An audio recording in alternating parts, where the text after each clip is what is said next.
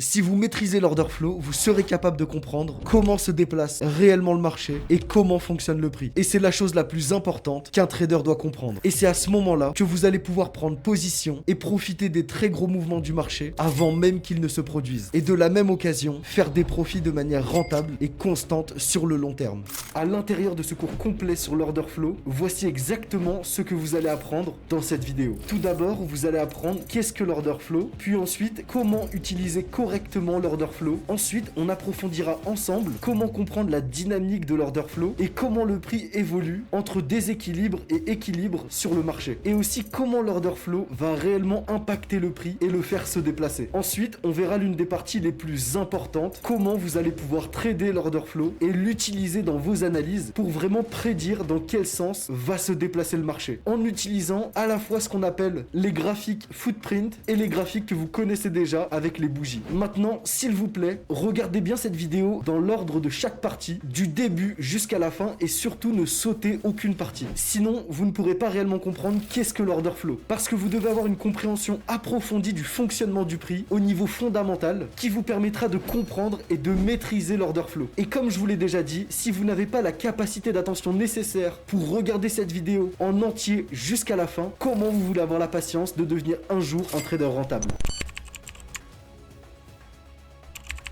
Maintenant, pour commencer, on va voir qu'est-ce que l'order flow. La première chose à comprendre, c'est que l'order flow vous permet de voir les interactions sur le marché entre les acheteurs et les vendeurs, afin d'identifier concrètement qui c'est qui contrôle le prix. Et c'est ça qui vous permettra de vous positionner soit du côté des acheteurs, soit du côté des vendeurs, mais en tout cas du bon côté de ceux qui contrôlent le prix. C'est un processus dans lequel vous allez analyser tous les ordres qui sont placés par les autres traders, que ce soit des traders institutionnels ou alors des traders particuliers, et ça sur un marché spécifique ou un actif spécifique, en surveillant soit le carnet d'ordre, soit ce dont je vous ai parlé précédemment, le footprint. Et c'est ces deux outils qui vont littéralement vous permettre de voir tous les ordres d'achat et tous les ordres de vente qui sont placés à un certain moment sur le marché et à un prix donné. Et c'est ça qui vous permettra de vous positionner et d'anticiper les mouvements du prix qui vont arriver dans le futur avant même qu'ils ne se produisent. Donc maintenant, la question qu'on se pose, c'est pourquoi utiliser l'order flow? En soi, qu'est-ce qu'il y a de si magique à utiliser l'order flow dans votre trading? La réalité, c'est que l'order flow, c'est le seul outil qui vous permet réellement de comprendre ce que fait le prix en direct. Et c'est la chose la plus importante qui soit sur les marchés. Parce que tous les autres indicateurs que vous trouvez aujourd'hui sur les marchés, que ce soit le RSI, les bandes de boulanger, les moyennes mobiles, en réalité, quand vous utilisez ces indicateurs pour prendre vos positions, vous avez toujours un train de retard. Et vous devez absolument comprendre qu'en trading, celui qui sera le plus rapide sera toujours le gagnant. Donc si vous arrivez à comprendre l'order flow, vous allez comprendre comment le prix évolue en direct sur le marché et surtout comment fonctionne le prix. Et c'est cette compréhension du marché qui va vous permettre d'avoir un train d'avance sur 99% des autres traders qui utilisent seulement tous les indicateurs dont je vous ai parlé précédemment. Et c'est ce type d'outils qui sont utilisés par les traders professionnels qui savent réellement comment faire bouger le marché. La meilleure représentation que vous pouvez faire de l'order flow, c'est que si on doit comparer ça à une course de 100 mètres, vous allez toujours avoir un train d'avance en utilisant l'order flow parce que vous pouvez analyser comment se déplace le prix en direct sur le marché et comprendre qui contrôle actuellement le prix et donc avoir un train d'avance sur 99% des traders qui eux vont utiliser des indicateurs connus du grand public qui en réalité évolue en fonction du prix et donc avec un train de retard. En réalité, quand vous allez trader l'order flow, vous allez avoir un avantage considérable par rapport à tous les traders particuliers du marché. En réalité, en trading, il y a une chose qui ne ment pas, c'est que si vous utilisez les mêmes outils que 99% du marché, vous ne mettez aucune chance de votre côté pour faire partie des 1% qui sont gagnants, puisque vous utilisez les mêmes outils que 99% des gens qui sont perdants. Alors qu'en utilisant l'order flow, vous mettez toutes les chances de votre côté pour faire partie des 1% qui sont gagnants, puisque vous suivez les mouvements en direct de la smart money des institutions financières. Et vous voyez littéralement tous les mouvements qu'ils font sur les marchés avant même qu'ils se produisent. Et donc si la smart money est sur le point d'initier un fort mouvement agressif, eh bien vous pouvez le visualiser avec un train d'avance sur toutes les personnes qui n'utilisent pas l'order flow.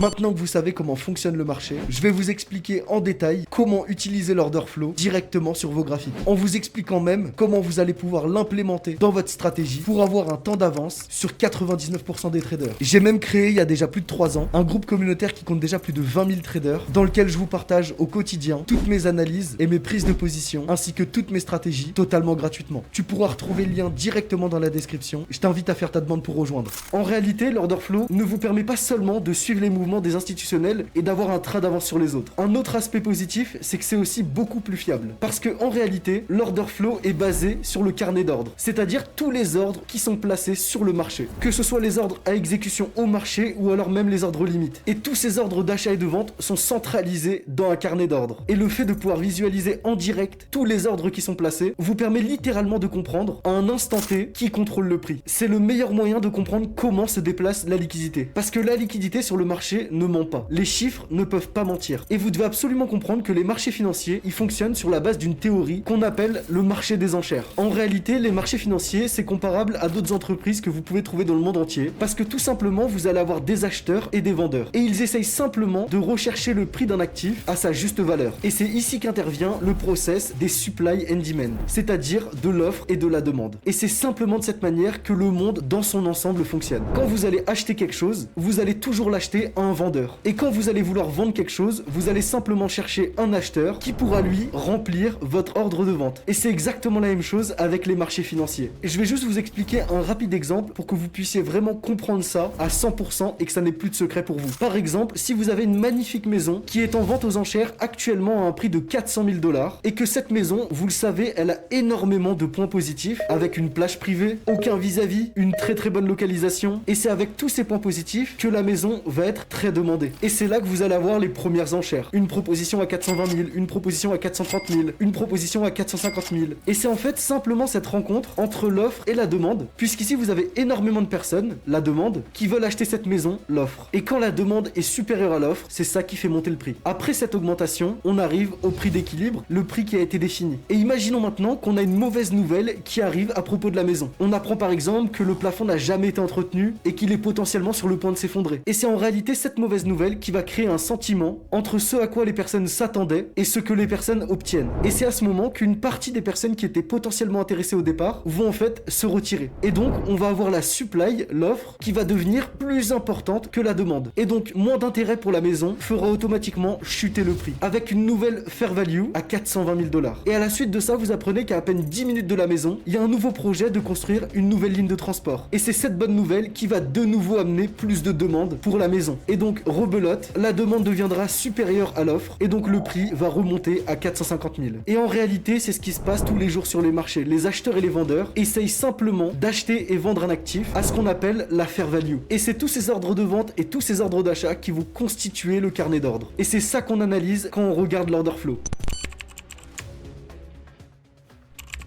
Et c'est ce simple concept qui vous illustre exactement comment le prix se déplace sur le marché. En passant d'un prix d'équilibre à un déséquilibre, puis en revenant à un équilibre et en étant de nouveau déséquilibré. Et c'est ça qui nous crée des accumulations et des expansions, ou alors des retracements. Et si vous allez tout de suite sur les graphiques, vous allez remarquer une forte similitude avec le graphique que je suis en train de vous présenter, parce que c'est exactement de cette manière que les marchés évoluent à un niveau fondamental. Et si vous voulez comprendre ça, vous êtes obligé de comprendre le concept d'équilibre et de déséquilibre. Dans un marché qui est équilibré, c'est tout simplement les vendeurs et les acheteurs en fonction de leur perception de ce qui est juste la fair value. Et c'est ça qui nous amène souvent à avoir un prix qui est assez stable, qui accumule ou qui consolide. En réalité, les marchés ne peuvent pas rester comme ça indéfiniment, parce qu'il y a toujours de nouvelles informations qui vont arriver sur le marché, ou alors même des nouvelles informations techniques sur le graphique qui vont avoir un impact sur le price action et qui vont amener les marchés à s'éloigner de cette fair value, ce prix d'équilibre, et donc à passer dans un déséquilibre, une imbalance. Et c'est lorsqu'on a un déséquilibre qu'en fait on a un désaccord entre les acheteurs et les vendeurs qui se battent pour avoir le juste prix. Et en réalité, quand on a un mouvement agressif, c'est que soit les acheteurs sont en train de battre les vendeurs, ou alors les vendeurs sont en train de battre les acheteurs. Et c'est ça qui nous conduit à une tendance haussière ou une tendance baissière. Et c'est en fait ce déséquilibre qui nous crée un mouvement agressif haussier ou baissier jusqu'au moment où il n'y a plus assez d'élan, de momentum, et que ce déséquilibre disparaisse. Et c'est là que le prix consolide à un prix d'équilibre pour reprendre de l'élan, pour ensuite nous ramener à un nouveau déséquilibre. Et c'est essentiellement de cette manière que fonctionnent les marchés. Le prix se déplace simplement entre équilibre et déséquilibre, entre balance et imbalance. Une fois que vous avez compris que le marché se déplace toujours entre un prix d'équilibre et un prix de déséquilibre, entre les acheteurs et les vendeurs qui cherchent justement la juste valeur du prix, vous allez être dans ce qu'on va appeler un marché efficace. Et ce qui va vous permettre de sortir de ce prix d'équilibre, comme on l'a vu dans l'exemple précédemment, c'est les nouvelles informations qui vont arriver sur le marché, qui rendra tout simplement l'offre plus importante par rapport à la demande, ou alors la demande plus importante par rapport à l'offre. Et c'est quand cela se produit que vous arrivez dans un marché inefficient, inefficient, donc inefficace, et que vous avez un déséquilibre. Imaginez simplement une balance dans laquelle vous allez avoir beaucoup plus d'acheteurs ou alors beaucoup plus de vendeurs. Et c'est ça qui nous crée un déséquilibre. À ce moment-là, le prix va essayer de retrouver un équilibre pour retourner dans un marché qui sera efficace. Et c'est de cette manière que les marchés fonctionnent. Une fois que vous avez compris ça, vous en tant que trader, vous allez simplement chercher à capitaliser sur les mouvements de déséquilibre. Parce que c'est à ce moment-là qu'on a l'intervention de la smart money. Ici, la stratégie est simple. On va tout simplement chercher à repérer quand est-ce que va se produire un fort mouvement de déséquilibre pour se placer juste avant la smart money dans le même sens qu'elle pour profiter de son impulsion et faire des profits conséquents.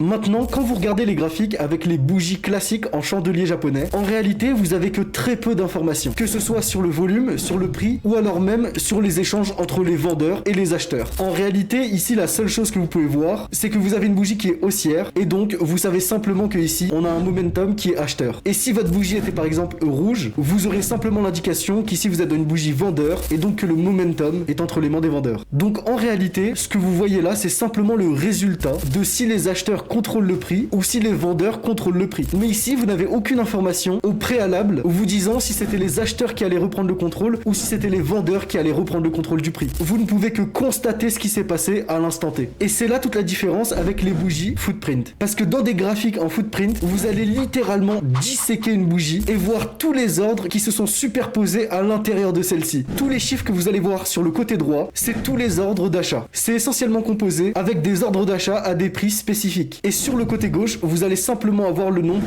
d'ordres à la vente. Et cette différence, elle est très importante. Sur une bougie classique, vous allez simplement avoir l'ouverture de la bougie, le point haut de celle-ci, le point bas de celle-ci et la clôture de la bougie. Alors que dans une bougie footprint, vous allez voir exactement combien il y a eu d'ordres d'achat ou d'ordres de vente. Et vous allez même pouvoir décortiquer en direct tous les ordres d'achat et de vente qui se produisent à chaque prix et à chaque pips. Et c'est ça qui vous permet littéralement de comprendre comment se déplace le prix à un niveau fondamental et qui contrôle réellement le prix à l'intérieur de chaque bougie. Et donc si vous arrivez à comprendre réellement tous les chiffres que vous voyez à l'intérieur d'une bougie et l'utiliser dans vos analyses pour rentrer en position, c'est à ce moment-là que vous allez avoir un train d'avance sur tout le monde et surtout que vous allez comprendre que rien n'est aléatoire.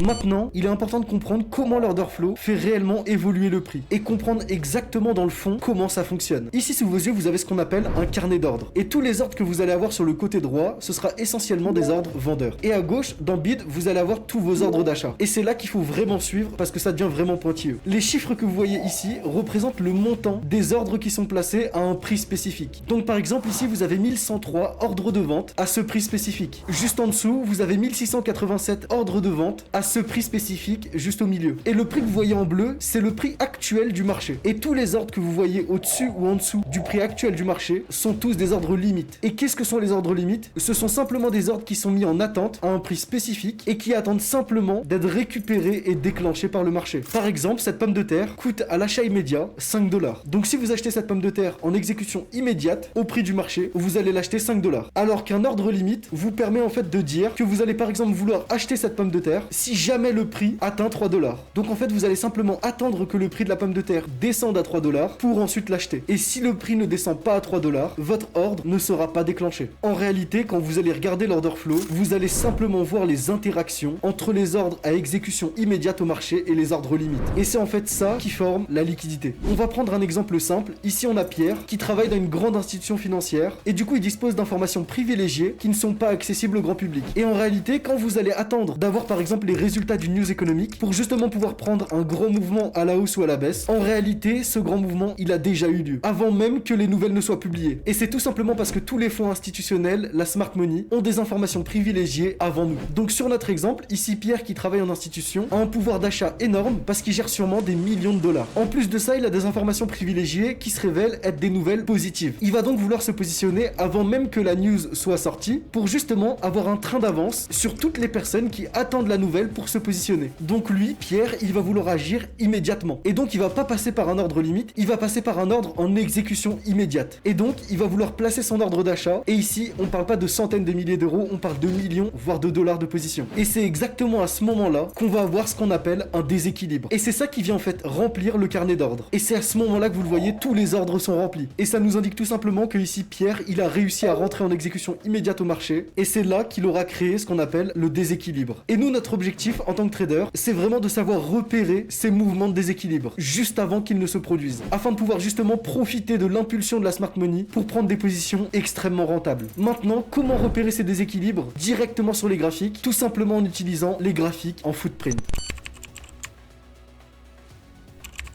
Avant de passer à l'étape de cette vidéo la plus importante, où je t'explique comment utiliser l'order flow avec les graphiques footprint directement sur les graphiques et comment prendre des positions qui vont te permettre d'être rentable sur les marchés et constant sur le long terme, j'espère que tu as posé ton like et que tu t'es bien abonné. Et je t'explique tous ces différents concepts et ces différentes stratégies avec des analyses détaillées des marchés chaque jour, ainsi que toutes mes prises de position directement sur mon groupe. Alors la dernière étape qui te reste à faire, c'est faire ta demande pour le rejoindre directement sur le lien qui est dans la description. Aujourd'hui sur le marché, les 3 meilleurs logiciels sur lesquels vous allez pouvoir trouver des graphiques en footprint sont Atas, TradingView et Sierra Chart. Personnellement, celui que j'utilise au quotidien, c'est TradingView qui fait largement le travail. Et je vais vous montrer comment l'utiliser de A à Z dans la prochaine partie. Mais selon moi, le plus complet sur le marché aujourd'hui reste Atas. Il faudra bien prendre en compte que si vous voulez trader comme des professionnels et utiliser les outils qu'utilisent les professionnels sur les marchés, cela aura un coût. Que ce soit Sierra Chart, TradingView ou Atas, pour avoir accès aux graphiques en footprint, ça aura un coût. Sur TradingView par exemple, il vous faudra l'abonnement premium.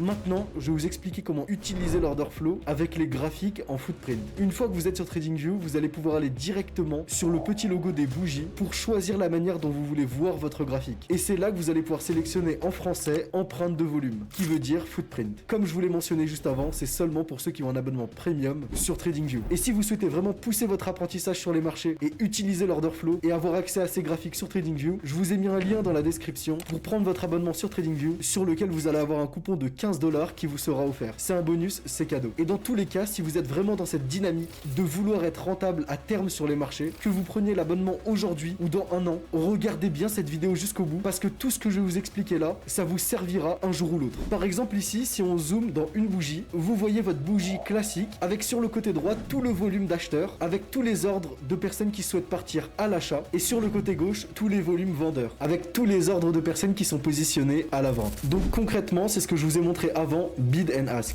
Et comme vous le voyez juste en dessous, vous avez différents nombres. C'est pour ça que je vous ai mis une petite note sur le côté de l'écran pour vous simplifier un petit peu les choses. Maintenant, on va simplement double-cliquer sur la bougie pour que vous puissiez voir tous mes paramètres que j'utilise au quotidien pour utiliser le graphique en footprint. Que ce soit au niveau des couleurs ou alors au niveau du nombre de plages par bougie. Par exemple, vous pouvez le voir à droite, j'ai mis un code couleur où plus la couleur va être foncée, plus le volume est conséquent. Maintenant, je vais vous expliquer comment réellement lire ce graphique et utiliser les indications que ça vous donne pour avoir un temps d'avance sur tous les autres traders. Donc par exemple, à gauche, vous voyez tous les ordres vendeurs et plus les niveaux sont foncés, plus vous avez d'ordres vendeurs à ces emplacements. Et le nombre qui apparaît sur chaque ligne, c'est tout simplement la représentation du nombre d'ordres limite, vendeurs ou acheteurs, qui sont positionnés à cet endroit-là. Ici par exemple, les boxes grises représentent les niveaux sur lesquels on a le plus d'ordres. Donc par exemple, à ce prix juste ici, 1.08, c'est sur ce niveau-là qu'on a eu le plus d'ordres à l'achat qui ont été remplis. Et juste à gauche, vous le voyez, c'est ici qu'on a eu le plus d'ordres vendeurs qui ont été déclenchés. À l'achat, c'était 4622 cas et à la vente, c'était 3828 cas. Donc concrètement, ce que vous devez absolument regarder, c'est les niveaux sur lesquels vous avez le plus de nuances, avec le plus gros volume d'acheteurs et les plus gros volumes de vendeurs. Et juste en bas, vous pouvez le voir, il y a ce qu'on appelle le delta. Ce chiffre représente tout simplement la différence entre le volume des acheteurs et le volume des vendeurs. Et juste en dessous du delta, vous voyez le montant total d'ordre, que ce soit vendeurs et acheteurs, dans cette bougie. Donc si par exemple, dans le cas qu'on a sous nos yeux, on voit un delta négatif, ça nous indique tout simplement que ici, les vendeurs sont plus agressifs. Et si par exemple, vous voyez un delta qui est fortement positif, ça veut dire que ici, c'est les acheteurs qui initient un mouvement agressif sur le prix. Mais en réalité, ce delta ne signifie pas forcément que c'est les acheteurs ou les vendeurs qui contrôlent le prix. Parce que par exemple, comme vous l'avez vu sur notre première bougie, le delta était fortement négatif et pourtant la bougie était haussière. Et donc en réalité, c'est les acheteurs qui ont contrôlé le prix sur cette bougie. Il faut pas simplement se dire que c'est parce que le delta est négatif que c'est les vendeurs qui contrôlent le prix, ou alors que si le delta est positif, c'est les acheteurs qui contrôlent le prix. Maintenant que vous savez essentiellement comment fonctionnent les graphiques footprint, avec les différents paramètres que je vous ai présentés et les différentes couleurs qu'il faut appliquer sur vos graphiques en footprint pour tout simplement pouvoir dégager les niveaux les plus importants à regarder, vous allez aussi pouvoir sélectionner différents paramètres, comme par exemple regarder le footprint seulement sur le delta et vous concentrer simplement sur le volume total des achats et le volume total des vendeurs sur une seule ligne. Et si vous mettez le paramètre total, vous allez voir tout simplement le volume présent. Mais le paramètre qui nous intéresse vraiment, c'est celui où vous pouvez vraiment lire tous les ordres d'achat et tous les ordres de vente et pouvoir garantirait s'il y a une sorte de déséquilibre sur le prix.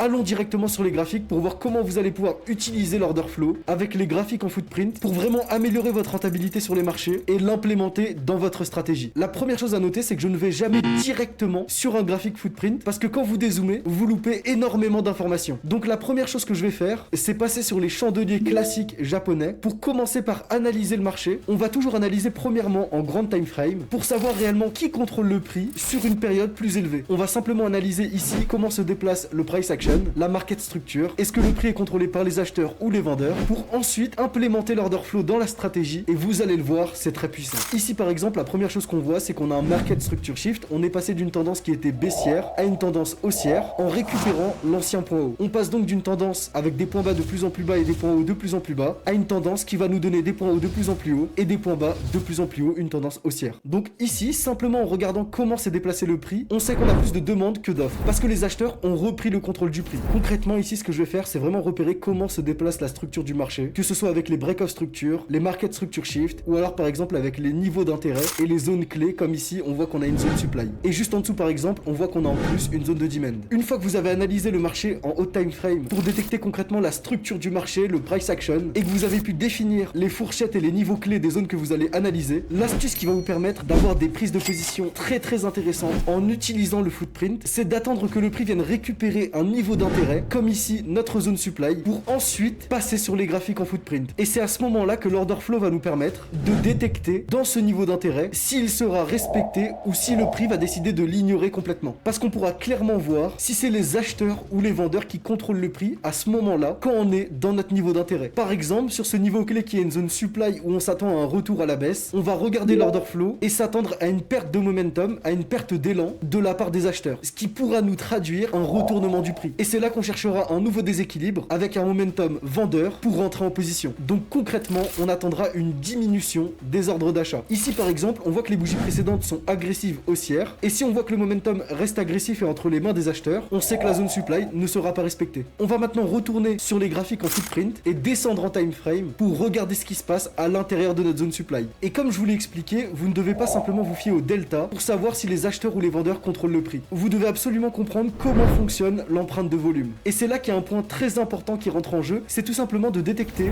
dans une bougie qui sont les plus agressifs et qui sont les plus passifs. En réalité, le volume le plus agressif, c'est ceux qui veulent juste rentrer en position immédiatement. Et ce sont eux les traders agressifs. Alors que les traders qui sont passifs sont ceux qui vont placer plein d'ordres limites. Et en réalité, c'est essentiellement de cette manière que vous allez pouvoir déterminer qui sont les plus agressifs et qui sont les plus passifs. Et comme je vous l'ai dit, dans chaque box, plus le nombre est élevé, plus ça veut dire que la personne est agressive. Et donc ici, ce qui va être important, c'est vraiment de se focus sur les niveaux d'intérêt et le niveau de volume. Donc maintenant, dans notre zone supply, comment est-ce qu'on va savoir si elle sera respectée et si le prix va repartir à la baisse ou non? Ce qu'on veut voir, c'est une perte de momentum, une perte d'élan haussier à l'intérieur de cette zone supply. Si le prix vient respecter cette zone supply, on va voir un volume d'ordre d'achat diminuer drastiquement, voire disparaître à l'intérieur de celle-ci. Et c'est là que le prix pourra repartir à la baisse. Et ici, c'est exactement ce que vous voyez. On avait un fort momentum haussier qui a poussé le prix pour atteindre la zone supply. Et vous le voyez sur les dernières bougies, au moment où on réatteint cette zone supply, le delta sur les dernières bougies réduit drastiquement pour les acheteurs et passe même essentiellement du côté des vendeurs. Et c'est là que le footprint nous indique que le prix est contrôlé par les vendeurs et qu'il a beaucoup plus de chances de se retourner. Donc pour simplifier la chose, laissez-moi vous faire un petit dessin rapidement en vous montrant un simple exemple. Ici, vous avez simplement une zone de demand et le prix commence à chuter en se rapprochant de la zone de demand avec un fort volume agressif vendeur. Le prix continue de baisser, vous avez un fort delta négatif et finalement, lorsque le prix atteint la zone de demand, vous voyez que le prix commence à ralentir et que le momentum agressif vendeur commence à diminuer. Et c'est tout simplement parce que sur ce niveau, il y a énormément de demand et qu'il y avait énormément d'ordres limites à l'achat qui étaient placés sur ce niveau et qu'ils sont simplement en train de racheter tous les ordres vendeurs qui arrivent dans cette zone de demand. C'est exactement comme dans le jeu Pac-Man. Tous les ordres vendeurs qui sont en train de rentrer dans la zone de demand sont en train de se faire manger par tous les ordres limites qui étaient positionnés par les acheteurs. Et c'est pour cette raison que cette zone de demand a énormément de chances de faire repartir le prix à la hausse parce que les acheteurs vont reprendre le contrôle du prix. Parce qu'il y avait un nombre tellement important d'ordres limites acheteurs qui étaient placés dans cette zone de demand que le contrôle du prix est passé des mains des vendeurs, de l'offre, aux mains des acheteurs, de la demand.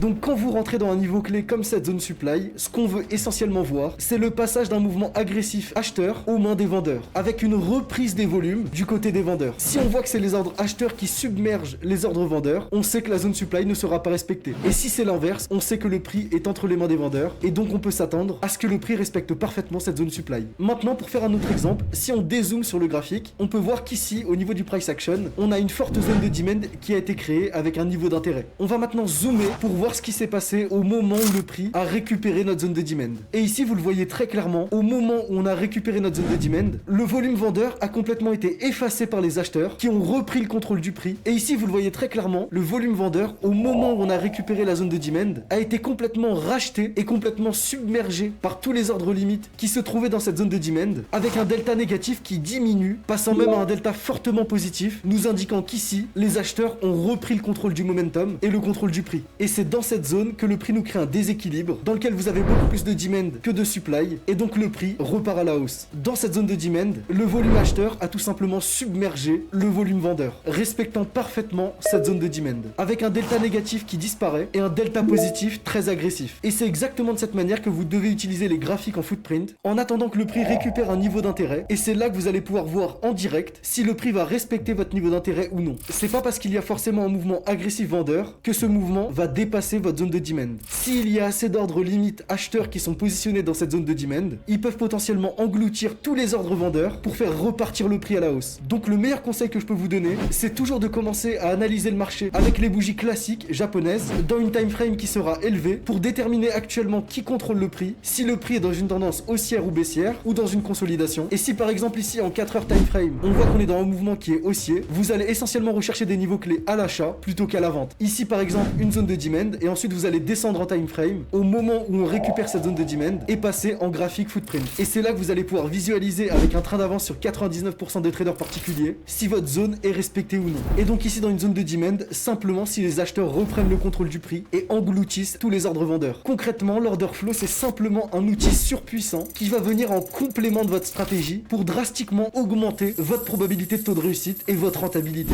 Le price action, la market structure, les zones supply et les zones de demand, la smart money et la liquidity, ça restera toujours la base de ma stratégie. Tous ces concepts sont vraiment ce qui dirige le marché et ils seront toujours les confirmations que j'attends dans ma stratégie pour rentrer en position. L'order flow va vraiment venir en complément de toutes ces confirmations pour augmenter ma rentabilité sur les marchés et me permettre de vraiment comprendre ce qui se passe en direct sur les graphiques et d'avoir un coup d'avance sur 99% des traders. Donc ne pensez pas que simplement en apprenant l'order flow, vous allez générer 1 million d'euros rapidement. Mais par contre, en comprenant comment fonctionne réellement le marché et en implémentant l'order flow dans votre stratégie, vous allez réellement pouvoir déterminer qui contrôle le marché en direct et réellement avoir un temps d'avance sur 99% des traders. Donc il faut bien comprendre que l'order flow et les graphiques footprint viennent en supplément de votre stratégie actuelle. Et c'est essentiel d'apprendre l'order flow, mais vous devez d'abord savoir comment repérer un niveau d'intérêt, la structure du marché et les niveaux de liquidité pertinents sur les graphiques. Et c'est après cette étape qu'en implémentant l'order flow dans votre stratégie, vous allez vraiment passer à un niveau supérieur. On se dit à la prochaine.